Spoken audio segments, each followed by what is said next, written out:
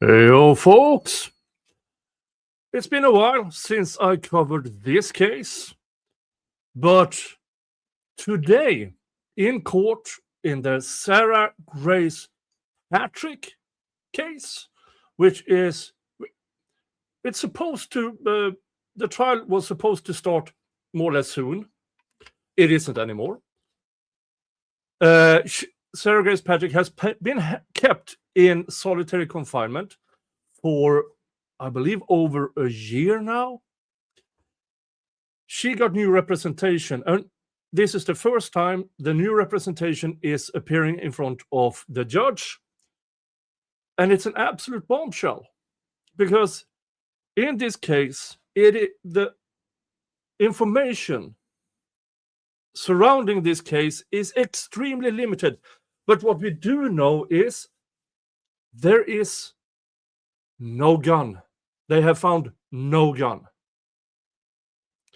But suddenly, this defense has been told by the DA's office, who apparently was equally surprised that a cop that was so far has been barely mentioned as an investigator of the case found a gun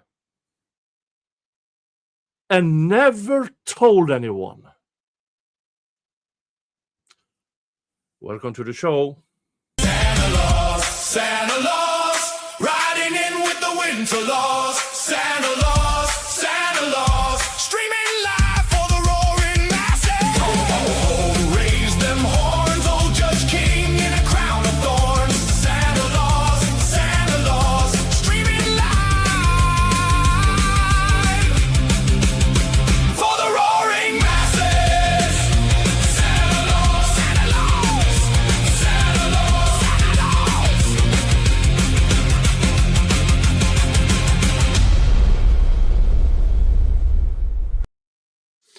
All right, let's get right into it. No, Nick, do not cover up the judge. Do not cover up the judge. Bum, bum, bum. There. Okay, that'll do. Yeah. Let's put on subtitles. Let's adjust the volume. Here we go. And for the record, my name is Sean Hoover. I have recently joined, or I am the attorney for Ms. Patrick moving forward. Latoya Williams was the attorney. She no longer works with the Public Defender's Office, so I will be moving forward here on. Now, now that you paused and said recently, you opened this case in February. February, that's correct. For me, it's recent. I apologize. There's been a number of trials since then. So I've been in the case since February, Your Honor, and we're asking for a continuance today regarding Ms. Patrick's case. I know the court has already read the case law involved. Just to put a couple of highlights on the record. For starters, Your Honor, once I took over the case, I put an entirely new team on Ms. Patrick's case. With that said, I got the case, there was a lot of discovery involved, started to go through the discovery while I was trying other cases. Once I realized there were certain issues that hadn't been addressed when Ms. Williams represented Ms. Patrick, I started to create a team or bring a team in that could address those particular issues. At the beginning, Yeah, there's been several issues regarding this case with evidence handling, with the discovery, reports that left issues. Let's just say that. Again, I will bring a good case to bring up. The case against Rex Hoyerman, the Gilgo Beach serial ender. The prosecution there had bi-weekly meetings with the defense to hand over discovery. This here is out of Georgia, where the prosecution seems to work differently, as in they don't hand over shit unless they're forced to. I thought it was just a chain of custody issue, and it turned into a lot more than that. To give you an idea or a little more of an understanding, I brought in Mary Dayton, who is an attorney with the Public Defender Office. I worked with her when I was with the Capitol Office. She has done a lot with juvenile clients, especially juvenile clients dealing with capital cases and dealing with forensics. What I thought was just a chain of custody issue turned out to be a much larger issue dealing with GBI, the Sheriff's Office, Police Department, and just evidence in general. With that said, we brought in also a mitigation investigator, Olivia, who's at the table with us as well, who also deals with capital cases, also deals with juvenile cases, but also deals with... Yeah, for you who don't know, Sarah Grace Patrick is accused of ending her mother and stepfather. The case went nowhere, so she went on TikTok urging people for information, and they arrested her. Now, I know there's a bunch of people out there who says, oh, she's clearly guilty. Just look at her smiling in court. Just look at her laughing in court. You can't determine guilt based on looks. And I could bet good money if the people who are claiming they can see on a person if they are guilty or not, don't throw stones in glass houses, folks. Wait until evidence is presented in court. Wait until information is brought forward. And in this case here, there's not much information out there to determine either or. I have yet to decide, is it even close? All I know is she's charged. They found probable cause. And then it's been a fuster clock. So, Georgia Bureau of Investigation, not the greatest track record, in my opinion. Let's continue. The mitigation aspect of it. Once Ms. Dayton and Olivia came in, we found out that based off of current case law, not only with the United States, but also in Georgia, certain issues weren't addressed when Ms. Williams had the case and Ms. Williams announced red. Mainly because of the age of Ms. Patrick when the shootings actually occurred. Because Ms. Patrick was a juvenile at the time, case law is a little different when it comes to, for one example, sentencing in regards to how and when a juvenile can be sentenced to life without possibility of parole, death penalty, or life with possibility of parole. Because of those issues, I believe it was about 2 weeks ago, I believe Olivia just said that we got the defects information around June 30th, which literally wasn't that long ago. Yes, Ms. No. If you take this, oh, he is acknowledging guilt. No, he doesn't. He brings just what he does. He brings to the judge information that case law is different. Should she be convicted, which hasn't been addressed by her prior representation. That is an absolute flaw. It's a huge mistake from the person who represented Miss Patrick before. Williams had an expert that,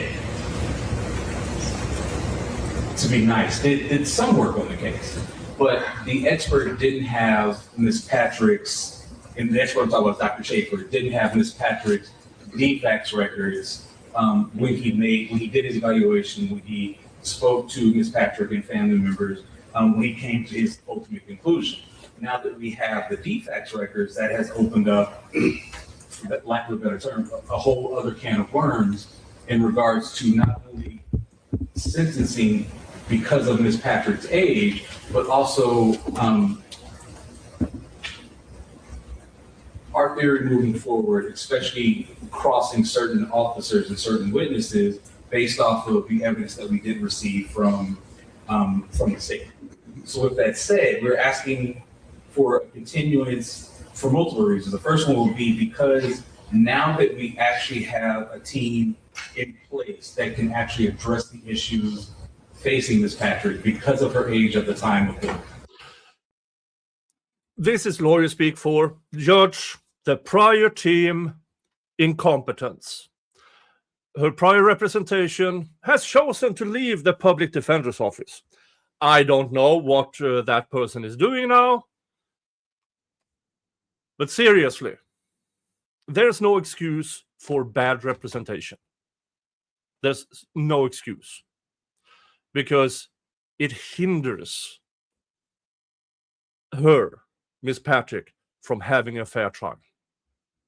Of the shooting, and because of all of the background history that Ms. Williams, she just didn't know about because she didn't have it. Literally, we sent you the order and you got the information to us as quickly as possible. But we're talking about over 10 years worth of information that now we have to go through not only for sentencing, but to combat certain things that I believe witnesses and especially officers are going to say on the stand in regards to their investigation. So again, sentencing here is if she would be convicted. He is not acknowledging anything. It's just, since she was a juvenile at the time of the shooting, other rules apply. And also how she was acted on when they determined she was a suspect. Juveniles have rights, adults doesn't. That's basically it. Let's move on. We're asking for a continuance for that reason because we just need more time to go through all of that. Again, the case law, like I know the court's aware of the case law. The case law, not specifically, the case law points towards it's a sentencing issue, which it is, and we need more time for that. However, without going into more detail, there were certain statements made and certain reports that were written from the lead investigator and other officers, which tells me now that those defect records, the mitigation aspect of this case that we thought was something that we had, that wasn't as important during the trial. Well, now it is, because based off of what we've read and based off of what we received, it will be an issue in this case, especially with the lead investigator. So the first point we're asking for a continuance. Yeah, it seems like the lead investigator in this case have omitted a lot in their reporting. Because we now have the team put in place to address the issues specifically based on the mitigation aspect of this case, which was not addressed before. Dr. Schaefer had an evaluation that the state has and the court has, that he did not have the information that we have. And based off of that information, more needs to be done so that I can adequately protect Ms. Patrick's interests moving forward. Furthermore, we're asking for a continuance, Your Honor, based off of evidence that we believe is still outstanding. And when I say that, again, they haven't handed over she's been in jail, put there as a juvenile, in solitary confinement for, I believe it's over a year. And the DA's office is dragging their feet, handing evidence over. And when Ms. Williams had the case, the state Ms. Williams announced ready for trial. And I understand based off of the information that the parties had at that time, they believed they were ready. However, once I took over the case again, I thought this was just a chain of custody issue, and it turned into something a lot bigger. And to give the court an idea without going into too much detail about our theory, since I've taken over the case, I've actually been able to delve or dive deep into it. There are issues with what officers did in this case.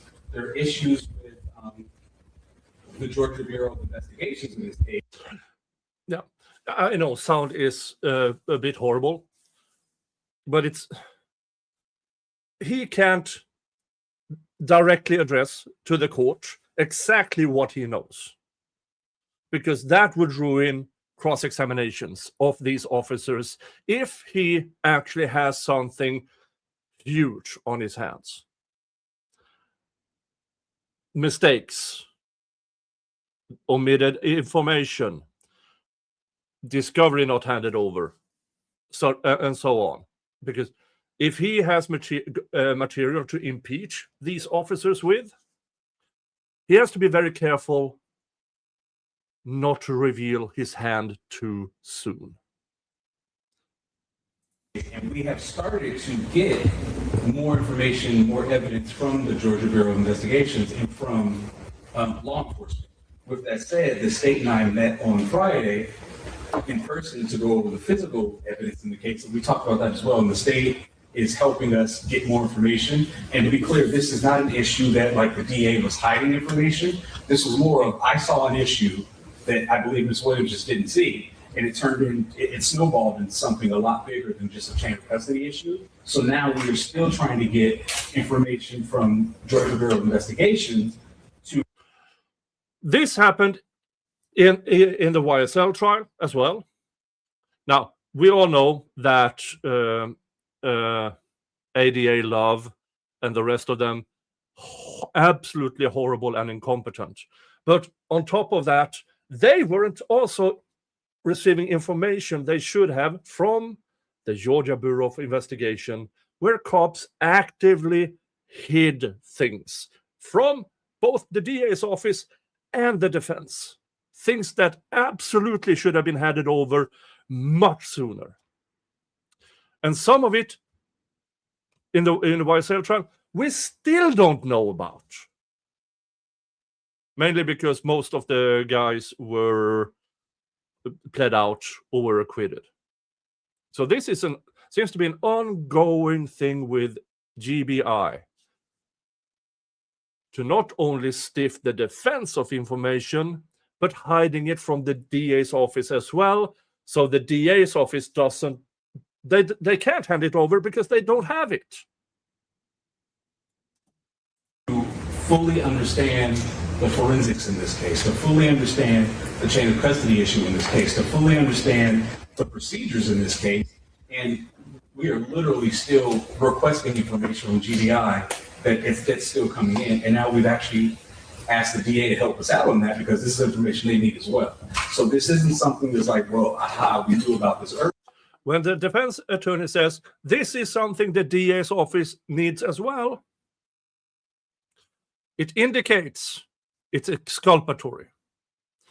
He's basically telling the DA's office, you know what? If you examine this piece of evidence closely, maybe you should reconsider.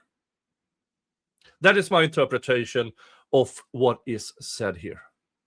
Earlier, this is literally, again, started out as a chain of custody issue, and it has snowballed into something bigger to where we're going, and this deals with possible 702 Daubert issues moving forward. We're Daubert issues.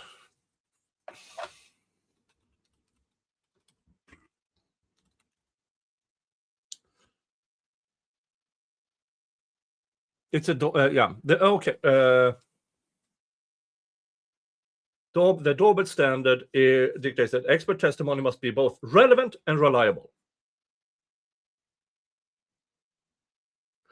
And since he is talking about forensics, there is questions. My interpretation is somebody from the Georgia Bureau of Investigation, one of their experts, have said something or reported on something that may be highly questionable. That is a huge issue.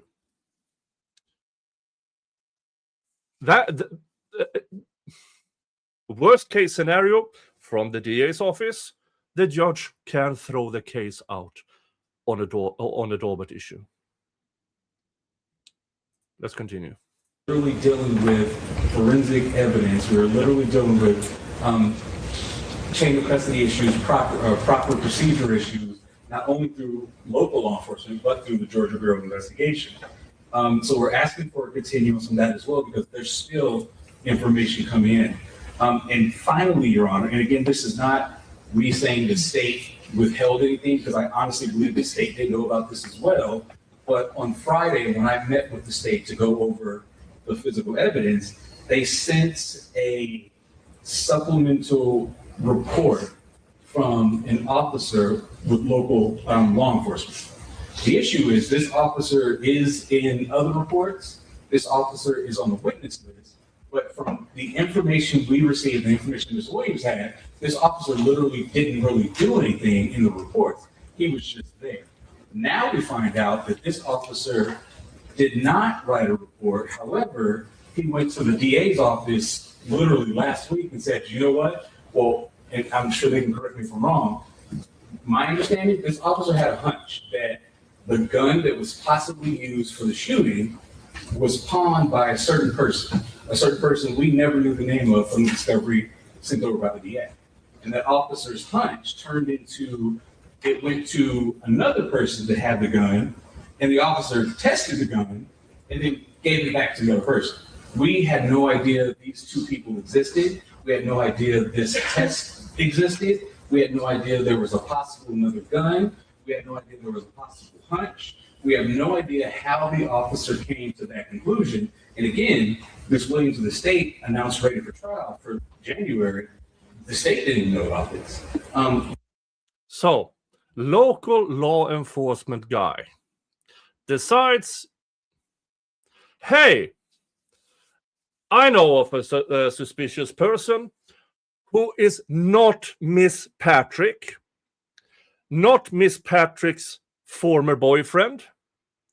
It's a completely new person, never mentioned before in discovery or in the investigation.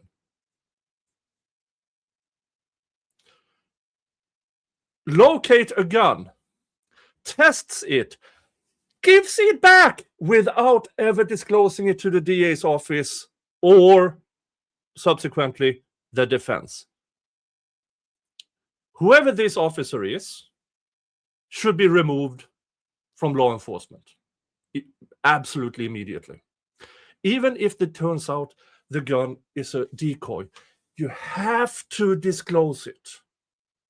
You have to. Now, the examination is put in question. Who is this officer? Did that officer do this testing by himself or herself? What was the result? There's literally nothing. That you don't do this type of crap. It is absolutely a sign of pure incompetence within the local law enforcement and the Georgia Bureau of Investigation. They found a gun. Everybody in this case has been looking for the gun, and this cop finds a gun, tells nobody.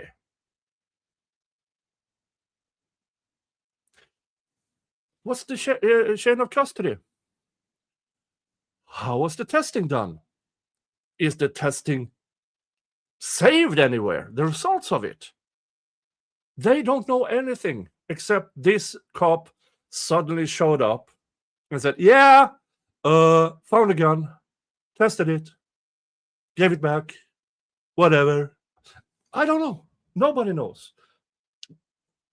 These are things that can get a case thrown out,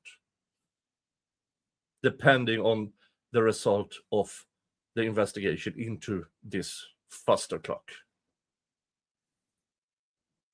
We are now in a position to where I honestly don't know, was this one rogue officer that just did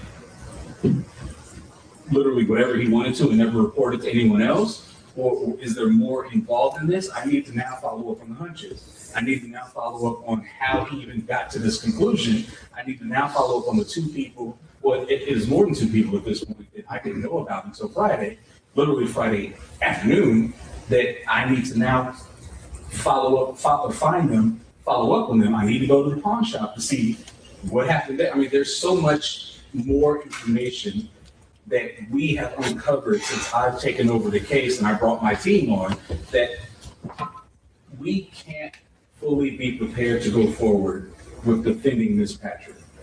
As of right now, and again, this is not the DA's office that held any of this information. This was now I see there's a problem. I thought it was a small problem. It has snowballed into a huge problem. And as of Friday, now we know that there are officers that really didn't do anything or didn't provide anything in evidence that was presented to or turned over to Ms. Williams and then turned over to me, that now they're coming out the woodworks that there are possible other guns, possible other suspects, possible other contacts, possible other connections that no one knew about up until now. And again, the case law, the court's already the case law, so I'm not going to delve into that. We are in the position now that I understand this trial was set, or this case was set to go to trial. I understand that Ms. Patrick has been in jail this entire time. She and I have had this difficult conversation, but I am in the position, due to her age, due to the circumstances surrounding the case, and due to the mitigation aspect, the new information aspect, the possible other weapons, other people. I mean, there's so much that has been uncovered within the last few months that we have delved into this case that we are asking for more time so we can be prepared. And not only for sentencing, but for the case in chief itself.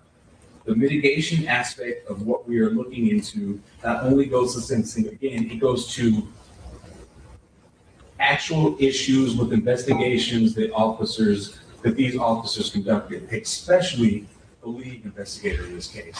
So the mitigation issue deals with her age, sentencing, and the case in chief, but now we know GBI evidence that there's still more coming in, still more information coming in, forensic evidence, there's still more coming in. We will be having 702 Daubert hearings. We have to, on specific information, what will be admitted, what won't be admitted, who will be an expert. There's a chain of custody issue, and again, now there's new evidence that there's some rogue cop that now literally didn't write a report at the beginning, but apparently a couple years later, a couple weeks before trial, he remembered, now I need to write a report, and there's a new gun we need to talk about, there's new, again, forensic evidence we need to talk about, there's new contact information we need to talk about, and this is not from the state, this is information that we uncovered because I saw there was a problem, and the problem turned out to be a lot larger than what it was. With all of that said, Your Honor, due to the nature of the crime, due to the fact that Ms. Patrick is potentially looking at, 2 life sentences without possibility of parole, as a defense attorney, I need more time to uncover or to just delve deeper into all of this new information that we've uncovered before I can properly say that I can represent her zealously and cover all my bases. This is an issue that I don't want to come back 20, 30 years from now and have to relitigate all of this because another officer popped up with new information that we didn't know about before. Like, this is not I'm grasping at straws. There's an actual issue here that the state and I need to uncover before we can properly move forward with this case. So for those reasons, Your Honor, unless the court has any questions, we are asking for a continuance so that my team that we put together that is suitable to handle all this information can actually do just that. We just need more time because there hasn't been enough time yet. Thank you. Okay. That was defense attorney.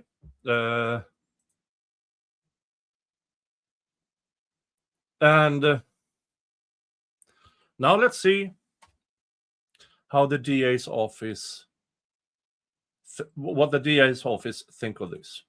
Do you have a response? Thank you, Judge. Take your approach and give your response. Thank you. I do want to touch on a couple of things. First, in basically the order that defense counsel went through them. He said that there is a new team that they put together specifically for the mitigation or issue, specifically regarding the defects documentation. We'll break that down a little bit. First, they put their new team together and they want to change their expert but they're only doing this in June. February, they didn't ask for this. March, they didn't ask for this. April, they didn't ask for this. On. It takes time to go through the information. This is a horrible argument from the prosecution. Horrible. They have to recheck what the prior team did. Then they came to a conclusion. In the middle of this, as the defense attorney said, he had several trials meanwhile, meaning it took time to get to it. And from January to June, is not that long of a time. Horrible argument. May, they didn't ask for this, and well into June, they didn't ask for this. Here we are on the eve of trial, and they're not asking to change their expert. If they wanted to do so, they could have done so then. Prior counsel on the case, Ms. Williams, when she got the case, she hired Dr. Schaefer very quickly after getting the case, and they still didn't get a report for 6 months. Not through defense counsel's lack of effort in getting that, it was just Dr. Schaefer didn't turn it over. I can understand why they want to change their expert. If they want to do so, they've had 6 months to do it. They still have, from my count, 21 days. We have 3 weeks from jury selection. They're still well within the 10-day limit for the state. They can go ahead and do that sort of thing. As far as the defense. This is just ridiculous. This is on eve of trial. When this new information showed up, they took time. Hey, we need to check all of this, and then they discover the expert hired by prior counsel, and the prosecution almost admits, yeah, this expert is a huge problem. Yeah, when that expert is a huge problem, it causes huge problems when a new defense team is at place as well. Is it fun to ask the judge that with the argument prior team fucked up? No, it's horrible for a defense attorney to even suggest this. But they have to. If the conclusions the prior team did, if the conclusions were wrong, then they have an obligation. Especially now, on top of that, with evidence keep showing up at eve of trial. Records that were brought up. We got those DFACS records a handful of weeks ago. They are largely duplicates of what was already turned over. Largely duplicates, meaning there's new stuff. And if there's new stuff in this, it has to be examined in the context of the rest of it. Just because, well, most of it is the same, that's not a good argument. If they are continuously handing over new material, continuously up to eve of trial, then what the fuck? The significant portion of those documents relating to the defendant and her history were already turned over, already examined by Dr. Schaefer, already examined by the state's expert that we hired back in February for this. That is something that they could have done. They simply chose not to. So the state's position is that the vast majority of the DFACS records that were turned over, let's say, about 3 weeks ago, are duplicates that have already been available to everyone. Yes, either the documents themselves or the information contained therein. They are information that was out there long in advance, things going back to the history of the defendant in relation to her interactions with DFACS. Okay. Now, what happened later in this hearing? The prosecution said, well, the new gun, no biggie. They tested it, and it wasn't the gun that killed them. Yeah, but the defense found out Friday. no, where's the test results? They have to get that test result, find their expert, forensic expert, check the result. And then on top of that, you still have the Daubert issue. And ultimately, maybe there's a Brady issue here. And the DA's office just meh. No biggie. This is not how a DA's office should handle things. They should be equally horrified of receiving information from a rogue cop at the eve of trial. Completely new information that hasn't been disclosed to either of them. They should be equally horrified. And they just, meh, doesn't matter. That's not how you do it. This here will be interesting to follow up on. This here will be interesting to follow up on. But that is for another day. Thank you guys for listening in. From me and Mr. Jingles. You all have a good one. See you in the next stream or video. Bye-bye. Santa Claus, riding in with the winter laws.